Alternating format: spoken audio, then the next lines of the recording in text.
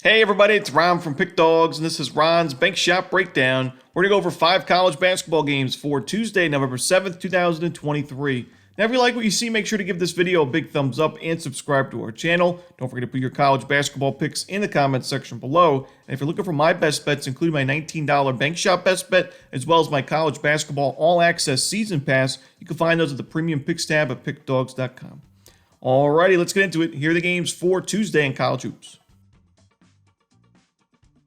First up, we see Lemoyne and Georgetown. This one's going to be 7 o'clock Eastern on Fox Sports 2. It's going to be the Division I debut for Lemoyne, who moved from Division II to Division I in the offseason. They play in Syracuse, New York. They're the Dolphins in the NEC. They're going to be playing this season in the Northeast Conference.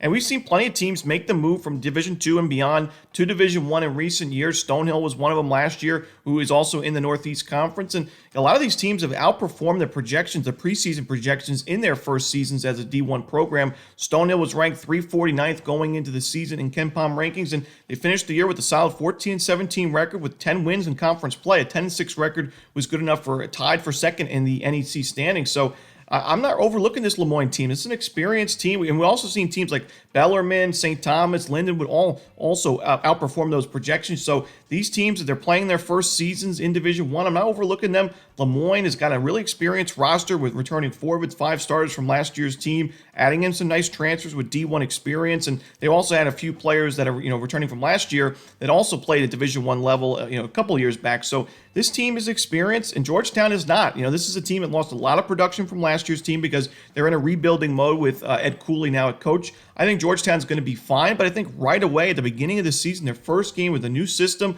and a new look for the program, I wouldn't want to be laying this many points with the Hoyas. I certainly think that Lemoyne is a much more experienced team in this game. Georgetown's a more talented team, but this is a huge number to lay. I'm going to take those points with Lemoyne. I don't think they win the game outright, but I think we plenty enough points to cover this spread as an underdog. So give me the Dolphins plus the points. Next up, we see UNI, Northern Iowa, taking on North Texas. This one's going to be 8 o'clock Eastern on ESPN+. Now, last year was a disappointing season for Northern Iowa, a program that expects big things year after year in the Missouri Valley Conference, but they only went 14-18 overall, had a losing record at conference play, lost in the second round of the conference tournament, and finished outside the top 200 in both adjusted offensive and defensive efficiency. They returned a lot of production from last year's teams, most of their leading scores from last year's team, but I'm not sure that's a good thing with how much that team struggled. And North Texas on the other side, they lose a good amount of production, and they lose their head coach in Grant McCaslin and move on to Texas Tech in the Big 12. But Ross Hodge is the new head coach. He was an assistant with North Texas for the last few years. I think he'll be fine there. And I think even though you lose your star guard and Tyler Perry, who was pretty much a potent scorer for North Texas for years and a really good defender, North Texas did a pretty good job at addressing the need at guard in the backcourt. They picked up a couple of nice Power 5 guards in C.J. Nolan and Rondell Walker. They also picked up a guy in John Buggs III, who was a double-digit scorer last season with UTSA. So I think North Texas's front court is in really good shape. They bring back a good amount of their front court from last year.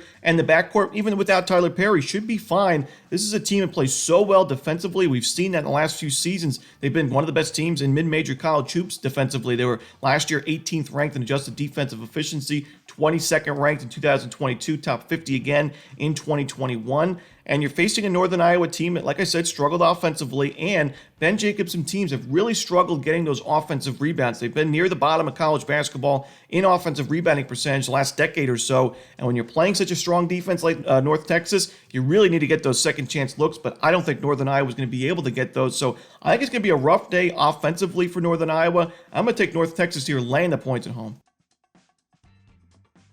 Next up, we see UNC Asheville taking on Michigan. This one, 8:30 Eastern on the Big Ten Network.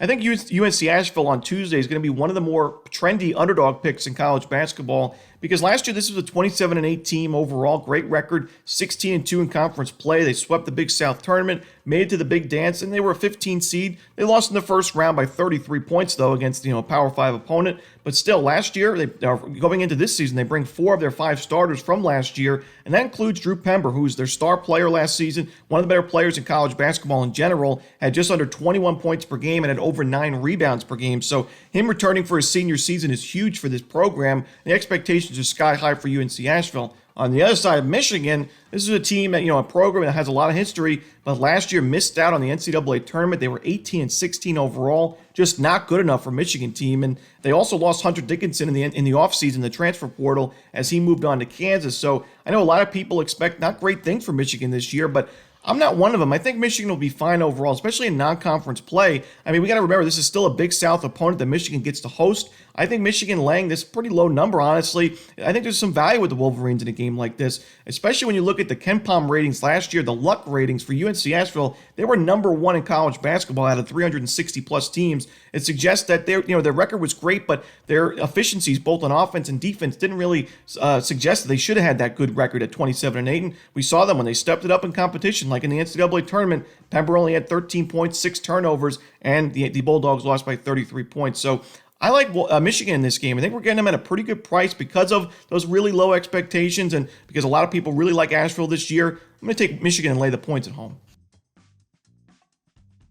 Next up, we see Auburn and Baylor. This one's going to be 9 o'clock Eastern. It's going to be on ESPN. It's also a neutral site game in South Dakota at the Sanford Pentagon. Now, Baylor's a small favorite in this game. It's not my favorite game on the board in terms of betting value. It's one I definitely wanted to talk about because it's on ESPN. I know a lot of you guys are going to be watching it. It's certainly the best game on the board in terms of entertainment value for a small card on Tuesday in college hoops. And for me, when you look at both these teams, I think Auburn, Baylor's ranked 20th in the AP polls. I think Auburn should have been ranked in the AP polls, honestly. We don't really put too much value in those polls early on in the season, especially. But I think Auburn's got one of the better teams in the SEC on paper yet again this year. Bruce Pearl, one of the better coaches in college basketball, great recruiter, really good at attacking the transfer portal. He did so yet again this season. They lost a few key contributors from last year's team, but Denver Jones, a big pickup from FIU, scoring 20 points per game last season with the Panthers. He's going to really help this backcourt. The front court looks really strong as ever. This is a program that year after year has really good front courts. Johnny Broome, one of the better players in the SEC, in my opinion. I think Auburn will be just fine. Same thing with Baylor. I think both teams are going to make the NCAA tournament this year, be some of the better teams in their conferences. In a game like this, I'm going to take the plus money with Auburn. I just think that there's value there. Getting plus money on the money line. You can take the 2 points if you want. Baylor 1.5, 2-point favorite right now, but I think it's a coin flip type of game, and I think I'd rather just have that plus money on the money line. So give me Auburn money line.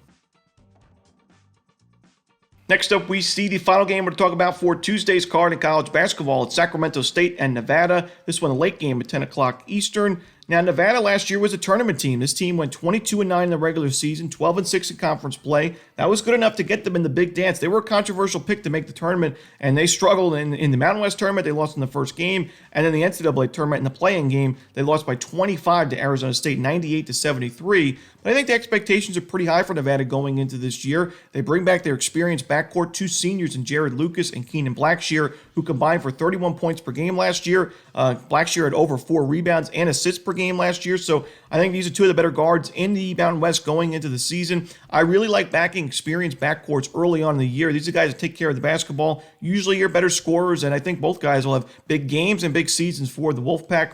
On the other side, Sacramento State, this is not a very experienced team. I mean, they only have 2 seniors on the roster going into the year. Now, both of those seniors should have big years, and Brandon Betston, the one of them I'm looking at the transfer from Tulsa, who's just a natural scorer, really good 3-point shooter. But Sacramento State last year, losing record 14-18 overall. They were 7-11 conference play. It wasn't the worst year for the Hornets, but still, I think they're looking for more this season. Now, we look at last year, they played a similar spot in their first game of the year on the road against UCLA, a West Coast team.